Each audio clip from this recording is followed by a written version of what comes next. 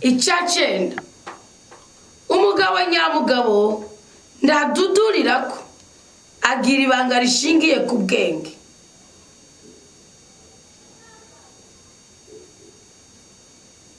Kandi ubwo bwenge rero nibwo ngomba kugaruka koko gisa n'icyo nari navuze kare. Ubundi ubwenge ni iki? Ubwenge si yeri byo gukemura ikintu ubizi kusasiye ko cyangwa urengeje ko no. Ni wa muntu adudura igikenewe kuhava. Nange nakakivuga kimwe cyakubabaza ntukivuga amaze gufata umwanzuro ingingo y'umujinya. Kuko hari ikintu kiri ukuri uvuga no mujinya kigatunuza kigaturubuza kikica mwene wawe wo mwasezeranye. Mugabo n'ikindi kintu kiba kibabaje gitunuje ariko nikimica akavuga ati uganda maramaye ukamuha kwisuzo.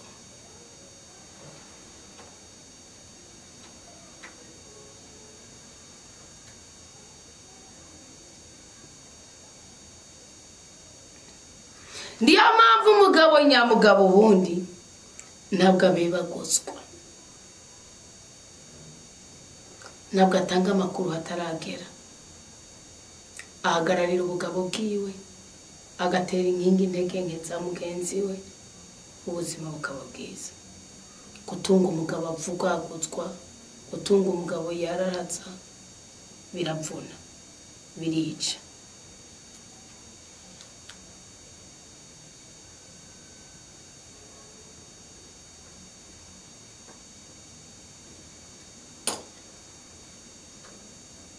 Biravuna. Nubona rero umugabo ari umugumya banga akagufata nitonga kalibika ibanga uzobuhiriwe. Akaza ati yamara ntabwo ndinze guhamagara pare na marenande mugibe ibintu tubike muri gute bamukore. Urashaka bigende gute? Uzobuhiriwe. 11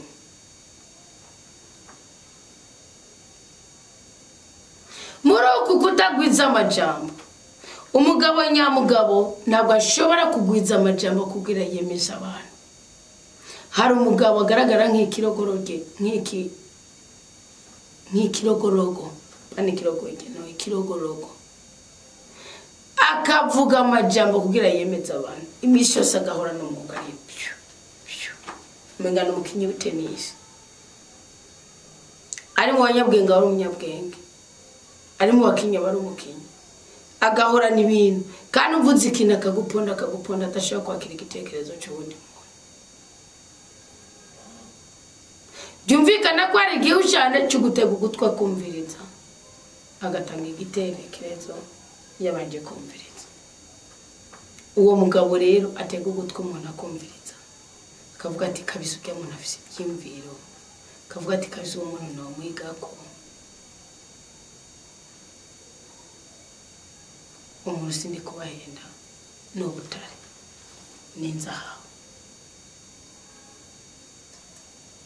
Kandi bene uwo mugabo nimukibaze ngo aratinya ibintu bije guhungabanya ubwonko bwiwe.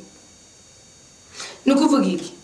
Naho cyo bari kintu kije guchallenge ku guhindura icyo yaratse. Naho bari kintu kije uhungabanya ikirere yarasanzwe hagaze mu naco kimutwara. Ubona ko bwimbye, ubona ko mututse, ubona ko mubwiranje narona ko mugabo nyamugabo byaraje mutwara kubera iki? Ubugabo nta kibuhindura usibye wowe nyene. Tabwo wiswe umugabo ngo nukuriki? Ngo nukuriki? Ngo nuko wavyacha warongoye. Adamu yiswe umugabo akibumbwa.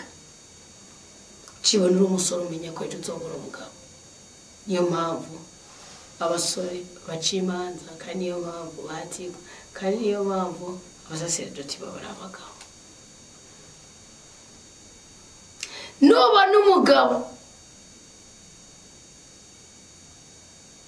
nawe woza ugashibaguza ugakora ikintu kidakigomara mutima yiwe agakomeza akagaragara nk'umugabo kakwiweza. Hariho n'abagabo bagirira imbabazi abagore bakavuga ati wewe kandi kazi nikore munda ubundi wamerita gukubitwa, wamerita gutukwa, wamerita gutabwa, kandekereranje sare sura famille byari bimeze kwa muryango uzomwome ko muryame ko nazo bagwaye Imana ishobora kuzomukiza kuko uwo mutima afise.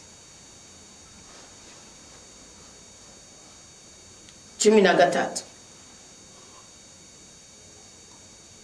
umugabo nyamugabo misi yose intsinzi yiwe ikomoka ku ijambo rizima, itegeko, ingingo niki no gutungana. Abo munyakuri aho gati pepe nimba bimeze uko natsinzwe kenda gizikosa egaragaho ngo bandi bazi gusaba imbabazi ngo amarira y'abatemba aja mu ndo muka w'Imana nuko atarabashwara muri agahetse kiko. Ndoba n'umugabo akabati kuri baho nagize indege nke uzobuhiriwe wa mugore we uzomuhombeko mu mateko.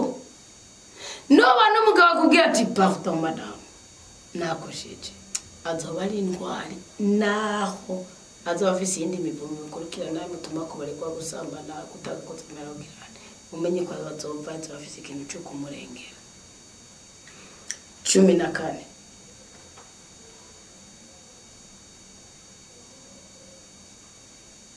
ntabwo ahora ashaka ko abagenzi be batsindwa. Hari abagabo mu kuganira n'abagore babo, hari abagabo mu kuganira n'abandi bantu bakora iki, agerageza gukora igishoboka cyose kugira ngo utsindwe. Abagore komeza ukazumvitiye amarasheri yo nayo muri ngo nasika mwapfuye ngo ahora ponda. Uwo mugabo kashi umugore na muhamakuru kandi umugore arinza guha amakuru ari muri we niho urongera twiyo yuko umwiga ukamenya ingene umufata ingene murera n'ingene mukozanya none niho uvuga ngo abagore nabo mukora ibyo mvuga nibyo nyine byombi ni wowe umuti wiwe. Ndasozereye 15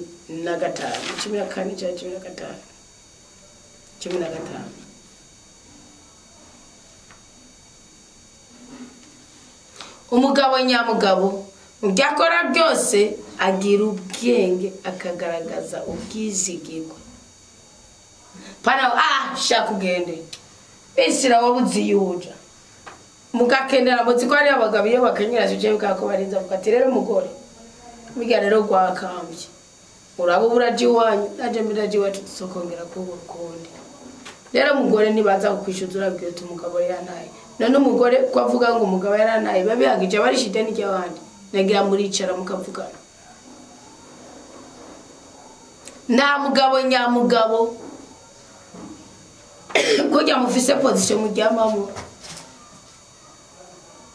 yikuriza ku mugore imibabaro cyangwa ibitero by'urugo.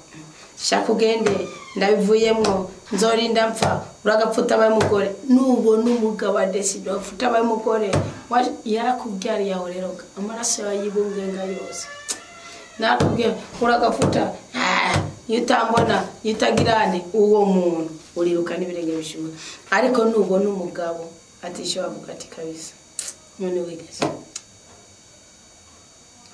akagira ijambo akubwiye cyangwa akagira ingingo afashe itamushira kure yawe iruhande y'intege zawe uzobuhiriwe.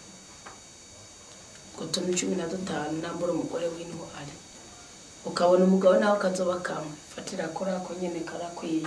Enough is enough. Turabukengurukiye cyane nyagora ku ngoma twebwe ubwoko bwawe kuri aya mwanya mwiza twabanye nawe kugira ngo duhembuze ijambo ryawe. Burundi turakeneye abagabo nyabagabo intsinzi ku rugamba rw'ubuzima bw'urugo, turakeneye abakenyezi b'intwari duhuwa mugisha w'abagore bisobanukiwe n'abagabo biyubashe. Uduhuwa mugisha rero mu bakobwa bacu n'abahungu bacu uhuze abafise umugambi wo kubaka ubashingira igicaniro cyawe kandi ubashire mwuka wa mwiranda babyubahiriza.